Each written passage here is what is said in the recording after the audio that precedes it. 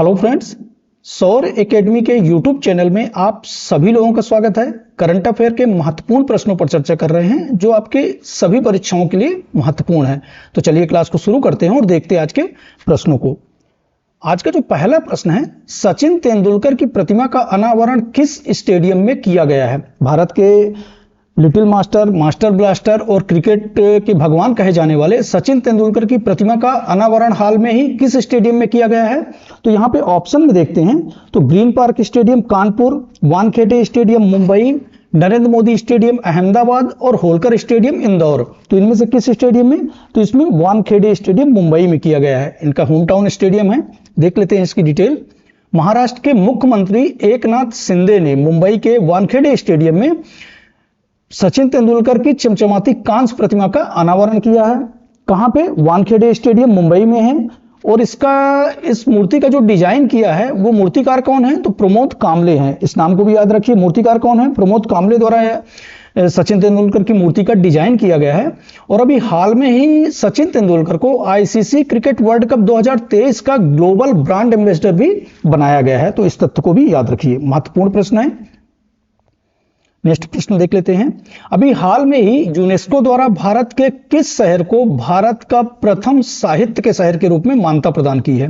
तो अभी भारत के दो शहरों को, भारत का जो प्रथम शहर है साहित्य के शहर के रूप में और दूसरा ग्वालियर को संगीत नगरी के रूप में मान्यता प्रदान की है। किसके द्वारा? यूनेस्को द्वारा। तो भारत का साहित्य के शहर के रूप में कोझिकोड, ये केरल में स्थित है कोझिकोड, जिसको साहित्य के शहर के रूप में मान्यता प्रदान किया है। डिटेल देख लेते हैं इसकी। यूनेस्को द्वारा विश्व शहर दिवस पर केरल में स्थित जो कोझिकोड शहर है उसको साहित्य के शहर के रूप में मान्यता प्रदान किया गया है। कौन सा? साहित्य के शहर में। ग्वालियर के शहर के रूप में, ग्वालियर को किस शहर के रूप में? संगीत के शहर के रूप में मान्यता प्रदान की गई है। ग्वालियर को किसको? संगीत के शहर के रूप में। ग्वालियर संगीत सम्राट तानसेन की जन्मस्थली से भी जुड़ा है। इसके अलावा जो यूनेस्को के क्रिएटिव सिटीज नेटवर्क जो है ये शहरों के बीच सहयोग को बढ़ावा देने के उद्देश्य से 2004 में शुरू किया था इस अवार्ड को। इसमें शहरों की रचनात्मकता को उसके शहरी विकास के एक प्रमुख कारक के रूप में मान्यता प्रदान करना इसका उद्देश्य होता है। नेक्स्ट देख लेते हैं। हाल ही में प्रधानमंत्री नरेंद्र मोदी और किस देश के प्रधानमंत्री के बीच में 3 परियोजनाओं का वीडियो कॉन्फ्रेंसिंग के द्वारा उद्घाटन किया गया है? अभी हाल में ही प्रधानमंत्री नरेंद्र मोदी और बांग्लादेश की प्रधानमंत्री शेख हसीना के बीच में 3 संयुक्त परियोजनाओं का वीडियो कॉन्फ्रेंसिंग के द्वारा उद्घाटन किया गया है। कौन सा देश है? वो बांग्लादेश। डिटेल देख लेते हैं इसकी। प्रधानमंत्री नरेंद्र मोदी और बांग्लादेश की प्रधानमंत्री शेख हसीना 1 नवंबर 2023 को वीडियो कॉन्फ्रेंसिंग के द्वारा 3 भारतीय सहायता प्राप्त विकास परियोजनाओं का उद्घाटन किया है। ये 3 परियोजनाएं कौन कौन सी हैं? तो Akhaura Agartala cross border rail link, Mongla port rail line और Maitree super thermal power plant की यूनिट है। 3 तथ्यों को भी याद रखिए, महत्वपूर्ण हो जाता है। नेक्स्ट देख लेते हैं। वेरी वेरी इंपॉर्टेंट है। हाल ही में प्रसिद्ध फुटबॉलर लियोनेल मेसी को अब तक कौन सी बार बैलन डी'ओर पुरस्कार से नवाजा गया है? ये प्रसिद्ध फुटबॉलर लियोनेल मेसी हैं, अर्जेंटीना की तरफ से खेलते हैं, जिन्हें रिकॉर्ड कौन सी बार? 8वीं बार। कौन सी? 8वीं बार बैलन डी'ओर पुरस्कार से सम्मानित किया गया है। डिटेल देख लेते हैं इनकी। अर्जेंटीना की तरफ से लियोनेल मेसी खेलते हैं, जिन्हें 2023 के बैलन डी'ओर पुरस्कार के रूप में विजेता बनाया गया है। लियोनेल मेसी ये 8वीं बार इस पुरस्कार से इन्हें पुरस्कृत किया गया है। इससे पहले 2009 में, 2010, 11, 12, 15, 2019 और 2021 में भी बैलन डी'ओर पुरस्कार ये जीत चुके हैं। यदि बैलन डी पुरस्कारों की बात करें तो इसकी शुरुआत जो है 1956 से हुई थी। और इसको प्रदान कौन करता है? तो फ्रांसीसी समाचार पत्रिका जो है फ्रांस फुटबॉल द्वारा इसे प्रदान किया जाने वाला एक वार्षिक फुटबॉल पुरस्कार है। तो इस तथ्य को भी याद रखिए। नेक्स्ट देखते हैं। 1 नवंबर को कौन से राज्य का स्थापना दिवस को राज्योत्सव दिवस के रूप में मनाया जाता है? 1 नवंबर को कई सारे राज्यों का स्थापना दिवस है, जिसमें किस राज्य के स्थापना दिवस को राज्योत्सव दिवस के रूप में मनाया जाता है? यहां पे ऑप्शन में देखिए तो मध्य प्रदेश, हरियाणा, कर्नाटक, पंजाब, ये चारों राज्यों का स्थापना दिवस 1 नवंबर को ही है। लेकिन इसमें कर्नाटक राज्य जो है वो अपने स्थापना दिवस को राज्योत्सव दिवस के रूप में मनाता है। इसकी डिटेल देख लेते हैं हम। कन्नड़ राज्योत्सव, जिसे कर्नाटक दिवस या कर्नाटक दिवस के रूप में जाना जाता है, ये प्रतिवर्ष 1 नवंबर को, कब 1 नवंबर को मनाया जाता है। और ये खास दिवस क्या है, 1956 में कर्नाटक राज्य बनाने के लिए दक्षिण पश्चिमी भारत में कन्नड़ भाषी क्षेत्रों का, जितने कन्नड़ भाषी क्षेत्रों था उनके विलय करके इस राज्य की स्थापना हुई। और 1 नवंबर 1973, कब 1 नवंबर 1973 इसका नाम बदलकर क्या कर दिया गया, कर्नाटक कर दिया गया। तब से इसको राज्योत्सव दिवस के रूप में मनाते हैं। इसके अलावा 1 नवंबर 1956 से लेकर 2000 तक भारत के 6 अलग अलग राज्यों के भी जन्म 1 नवंबर को ही हुआ है। तो उसमें कौन कौन से राज्य हैं, मध्य प्रदेश, छत्तीसगढ़, पंजाब, हरियाणा, कर्नाटक और केरल राज्य भी शामिल हैं, जिनका स्थापना दिवस 1 नवंबर को मनाया जाता है। तो इन तथ्यों को भी याद रखिए। नेक्स्ट देख लेते हैं, हाल ही में किस भारतीय ने wild life photographer of the year 2023 में 10 वर्ष या इससे कम श्रेणी में शीर्ष पुरस्कार प्राप्त किया है। ये कौन है, विहान तल्या है। क्या नाम है इसका, विहान तल्या, जिन्होंने wild life photographer of the year 2023 में 10 वर्ष व इससे कम श्रेणी में शीर्ष पुरस्कार प्राप्त किया है। इनकी डिटेल देख लेते हैं। ये बेंगलोर के रहने वाले हैं, 10 वर्षीय विहान तल्या, जिन्होंने wild life photographer of the year 2023 के पुरस्कार से, शीर्ष पुरस्कार से पुरस्कृत किया गया है। विहान की जो विनिंग फोटोग्राफ है, जिसमें एक मकड़ी को आकर्षक मुद्रा में दिखाया गया है, ये फोटोग्राफ इसी फोटोग्राफ में दिया गया है, जिसमें उनके शहर के बाहरी इलाके में स्थित भगवान कृष्ण की मूर्ति के बगल में ये मकड़ी को आकर्षक मुद्रा में दिखाया गया है। और इसी फोटोग्राफी के लिए उन्हें प्रसिद्ध wild life photographer of the year 2023 का पुरस्कार दिया गया है। क्या नाम है उसका, विहान तल्या। तथ्यों को याद रखिए। नेक्स्ट देख लेते हैं, हाल ही में किस देश ने भारतीय पर्यटकों के लिए वीजा मुक्त प्रवेश की घोषणा की है। अभी हाल में कौन सा देश है जिसने भारतीय पर्यटकों के लिए वीजा मुक्त प्रवेश की घोषणा की है। यदि आपको घूमने जाना है तो अभी थाईलैंड जाने के लिए, कौन सा देश है, थाईलैंड। थाईलैंड जाने के लिए आपको वीजा की आवश्यकता नहीं होगी, वीजा मुक्त प्रवेश आपको मिल जाएगा। डिटेल देख लेते हैं। थाईलैंड ने 10 नवंबर से लेकर 10 मई 2024, ये डेट भी याद रखिए, 10 नवंबर से लेकर 10 मई 2024 तक थाईलैंड की यात्रा करने पर आपको वीजा की जरूरत नहीं होगी। नेक्स्ट, नवंबर 2023 में दुनिया का पहला artificial intelligence safety summit AI safety summit 2023 कहां आयोजित किया गया था। ये नवंबर 2023 में दुनिया का पहला आर्टिफिशियल इंटेलिजेंस सेफ्टी समिट आयोजित हो रहा है। ये कहां पे आयोजित हो रहा है, तो ये बर्मिंघम शायर, कहां पे, यूनाइटेड किंगडम ने। देख लेते हैं इसकी डिटेल।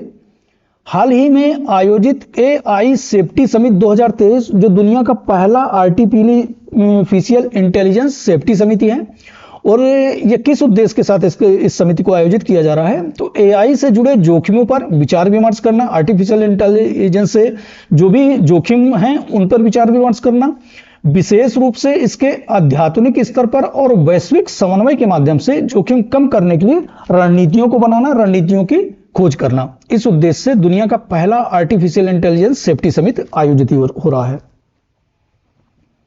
नेक्स्ट क्वेश्चन देख लेते हैं। भारतीय रेलवे ने अभी हाल में ही भारतीय रेलवे ने देश के किस हिस्से के लिए एक विशेष भारत गौरव ट्रेन यात्रा का संचालन किया है। अभी भारत ने भारत गौरव ट्रेन यात्रा का संचालन किया है। वो कौन से हिस्से में चलेगी, तो उत्तर पूर्वी राज्य, ये उत्तर पूर्वी राज्यों के लिए है। देख लेते हैं इसकी डिटेल। भारतीय रेलवे ने 16 नवंबर 2023, ये डेट याद रखिए, 16 नवंबर 2023 से दिल्ली से शुरू होकर ये उत्तर पूर्वी राज्यों में एक विशेष भारत यात्रा ट्रेन का जो संचालन किया जा रहा है। और ये कहां कहां से गुजरेगी, तो ये आसाम के गुवाहाटी, शिवसागर, जोरहाट और काजीरंगा से। त्रिपुरा में भी बात करें तो ऊनाकोटी, अगरतला और उदयपुर से। नागालैंड में दीमापुर और कोहिमा से, और मेघालय में शिलांग और चेरापूंजी से होकर गुजरेगी। क्या नाम है इसका, विशेष भारत गौरव ट्रेन यात्रा। ये उद्देश्य क्या है, एक तो पर्यटन को बढ़ावा देना, दूसरी जो गवर्नमेंट की परियोजनाएं चल रही हैं, एक भारत श्रेष्ठ भारत और देखो अपना भारत जैसी योजनाओं को प्रमोट करना, इसका जो प्राथमिक उद्देश्य है। नेक्स्ट देख लेते हैं। देश की कौन सी संस्था जल्द ही डॉक्टरों को 1 नेशन एंड 1 रजिस्ट्रेशन यानी एक राष्ट्र और एक पंजीयन लागू करेगा। अभी हाल में ही डॉक्टरों के लिए एक 1 नेशन 1 रजिस्ट्रेशन यानी एक यूनिक नंबर प्रदान किया जाएगा जो उनकी एक आइडेंटिटी के रूप में कार्य करेगा। वो कौन सी देश की संस्था है? तो ये राष्ट्रीय चिकित्सा आयोग द्वारा प्रदान किया जाएगा। डिटेल देख लेते हैं इसकी। राष्ट्रीय चिकित्सा आयोग देश के सभी डॉक्टरों के लिए 2024 तक, कब 2024 तक एक विशिष्ट पहचान संख्या यानी यूनिक आईडी प्रदान करने की घोषणा है, प्रदान करने की योजना है। और ये एक राज्य एक पंजीयन के जरिए डॉक्टर को क्या करेगा? यूनिक आईडी प्रदान करेगा, जो एक तरह से उनकी एक पहचान के रूप में कार्य करेगा। यदि राष्ट्रीय चिकित्सा आयोग की बात करें तो ये 33 सदस्यों का एक भारतीय नियामक निकाय है और ये चिकित्सा में शिक्षा और चिकित्सा पेशेवरों को क्या करता है? ये नियंत्रित करने का काम करता है। राष्ट्रीय चिकित्सा आयोग 25 सितंबर 2020 को मेडिकल काउंसिल ऑफ इंडिया का स्थान लिया है, तो इस तथ्य को भी याद रखिए। राष्ट्रीय चिकित्सा आयोग ने 25 सितंबर 2020 को मेडिकल काउंसिल ऑफ इंडिया का स्थान लिया है। नेक्स्ट देख लेते हैं। एशियाई शूटिंग चैंपियनशिप 2023 में पुरुषों की 50 मीटर राइफल 3P इवेंट्स में किसने स्वर्ण पदक जीता है? तो ये कौन है? ये ऐश्वर्य प्रताप सिंह तोमर है। कौन है? ऐश्वर्य प्रताप सिंह तोमर है। अभी हाल में ही एशियाई शूटिंग चैंपियनशिप 2023 में पुरुषों की 50 मीटर राइफल में 3P इवेंट्स में इन्होंने कौन सा पदक जीता है? स्वर्ण पदक जीता है। इसकी डिटेल देख लेते हैं। एशियाई शूटिंग चैंपियनशिप 2023 में पुरुषों की 50 मीटर राइफल 3P इवेंट्स में भारत के स्टार निशानेबाज, क्या नाम है इनका? ऐश्वर्य प्रताप सिंह, जिन्होंने स्वर्ण पदक जीता है।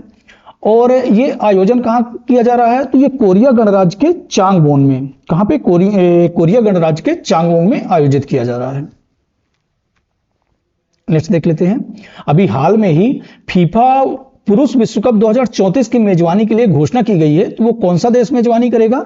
यहाँ पे अर्जेंटीना, जापान, जर्मनी, सऊदी अरब। तो कहां पे? ये सऊदी अरब में 2034 का फीफा वर्ल्ड कप आयोजित किया जाएगा। इसमें ऑस्ट्रेलिया भी अपनी दावेदारी प्रस्तुत की थी, लेकिन ऑस्ट्रेलिया के बाहर होने के बाद अभी ये कंफर्म हो गया है कि सऊदी अरब में होगा। इसकी डिटेल देख लेते हैं। अंतरराष्ट्रीय फुटबॉल महासंघ, अंतरराष्ट्रीय फुटबॉल महासंघ क्या है? फीफा है। उसके अध्यक्ष कौन है? जियानी इन्फेंटिनो ने, उन्होंने इस बात की पुष्टि की है कि सऊदी अरब में फीफा विश्व कप 2034 की मेजबानी करेगा। और आगामी जो विश्व कप के आयोजन होने हैं, 2026 का आयोजन कहां होना है? मोरक्को अफ्रीका में। और 2030 का आयोजन कहां होना है? पुर्तगाल और स्पेन यूरोप में। तो इन तथ्यों को भी याद रखिए। नेक्स्ट देख लेते हैं। वर्ल्ड फूड इंडिया 2023 किस स्थान पर आयोजित किया जा रहा है? तो ये आज ही 3 नवंबर 2023 को नई दिल्ली के प्रगति मैदान में आयोजित किया जा रहा है। तो कहां पे? नई दिल्ली में आयोजित किया जा रहा है। इसकी डिटेल देख लेते हैं। प्रधानमंत्री श्री नरेंद्र मोदी द्वारा 3 नवंबर को नई दिल्ली के प्रगति मैदान में बने खाद्य कार्यक्रम में वर्ल्ड फूड इंडिया 2023 के दूसरे संस्करण का उद्घाटन करेंगे। और इसमें जो विश्व की प्रमुख खाद्य प्रसंस्करण कंपनियां हैं, उसके 80 से अधिक देशों के प्रतिभागी भाग ले रहे हैं, सीईओ भाग ले रहे हैं। उद्देश्य क्या है? तो वर्ल्ड फूड इंडिया 2023 कार्यक्रम का जो उद्देश्य है वो भारत को दुनिया की खाद्य टोकरी के रूप में प्रस्तुत करना, प्रोजेक्ट करना, प्रदर्शित करना। इसके अलावा जो 2023 को अंतर्राष्ट्रीय मोटा अनाज वर्ष के रूप में भी मनाया जाना है, तो ये भी याद रखिए। 2023 को अंतर्राष्ट्रीय मोटा अनाज वर्ष के रूप में भी मनाया जाना है। नेक्स्ट देख लेते हैं। भारत की लंबी दूरी की वायु रक्षा प्रणाली एयर डिफेंस सिस्टम मिसाइल का विकास किसके द्वारा किया जा रहा है? अभी लंबी दूरी की वायु रक्षा प्रणाली मिसाइल का विकास किया जा रहा है। किसके द्वारा किया जा रहा है? तो ये रक्षा विभाग, DRDO, HAL, ISRO, इसरो के द्वारा। ये किसके द्वारा? DRDO, defence research development organisation के द्वारा किया जा रहा है। इसकी डिटेल देख लेते हैं। रक्षा अनुसंधान और विकास संगठन ने प्रोजेक्ट कुशा, इस प्रोजेक्ट को नाम याद रखिए, प्रोजेक्ट कुशा लॉन्च कर रही है। इसके अंदर वो देसी मिसाइलों का विकास कर रहे हैं, LRSM, ये नाम भी याद रखिए, LRSM। इस सिस्टम के तहत मिशन मोड प्रोजेक्ट के रूप में डेवलप कर मई 2022 में इसको कैबिनेट की मंजूरी प्रदान की जा चुकी थी। कब इसको मंजूरी मिल गई थी? तो ये 2022 में इसको मंजूरी मिल गई थी, जिसे DRDO ने अभी कर रहा है। इसमें 150 किलोमीटर, 250 किलोमीटर और 300-350 किलोमीटर तक की मारक क्षमता वाली मिसाइलों का इसमें विकास किया जा रहा है, तो ये भी याद रखिए। यदि defence research development organisation DRDO की बात करें तो इसकी स्थापना कब हुई? 1958 में। मुख्यालय कौन है, कहां है? तो नई दिल्ली में। और वर्तमान चेयरमैन कौन है? तो अभी डॉक्टर वी कामत वर्तमान चेयरमैन है, तो इन तथ्यों को भी याद रखिए। नेक्स्ट देख लेते हैं। अभी हाल में ही वनडे का वर्ल्ड कप चल रहा है, जिसमें वनडे इंटरनेशनल क्रिकेट में सबसे तेज 100 विकेट लेने वाले कौन से गेंदबाज बने हैं? अभी हाल में ही 100 विकेट लेने वाले सबसे तेज गेंदबाज बने हैं। यहाँ पे तेज गेंदबाज ये याद रखिएगा कौन बने हैं, तो ये मोहम्मद सिराज। कौन बने? मोहम्मद सिराज जो हैं वो सबसे तेज 100 विकेट लेने वाले गेंदबाज बने हैं। देख लेते हैं। पाकिस्तान के साहिल शाह आफरीदी अब वनडे इंटरनेशनल में सबसे तेज 100 विकेट लेने वाले फास्ट बॉलर बन चुके हैं। इन्होंने किसका रिकॉर्ड तोड़ा है? तो ऑस्ट्रेलिया के तेज गेंदबाज मिचेल स्टार का रिकॉर्ड तोड़ा है, जिन्होंने 51 मैचों में 100 विकेट का रिकॉर्ड लेते हुए अपने नाम ये रिकॉर्ड किया है। तो इन तथ्यों को भी याद रखिए।